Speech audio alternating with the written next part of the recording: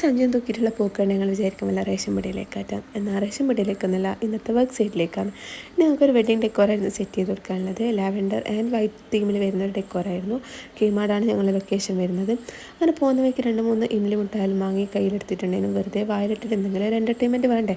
അങ്ങനെ അതിലൊന്നും ഒതുങ്ങിയില്ല. ഞങ്ങൾ നേരെ വിട്ട് ഒരു ലൈം സോഡ കുടിക്കാൻ വേണ്ടിയിട്ട് വർക്കിന് നെടുക്കായാലും വിശപ്പും ദാഹലും ഉണ്ടല്ലോ. അങ്ങനെ അവിടുന്ന് ലൈം സോഡൊക്കെ കുടിച്ച് ഒന്ന് എനർജറ്റിക്കായി തിരിച്ച് ബാക്ക് ടു വർക്ക്. അപ്പോൾ നല്ല കാറ്റുമഴയുള്ള കാലാവസ്ഥ ആയതുകൊണ്ട് തന്നെ ഡെക്കോറൊക്കെ നല്ലപോലെ സെറ്റ് ചെയ്തിട്ടില്ലെങ്കിൽ പെട്ടെന്ന് തന്നെ വിളി വരും.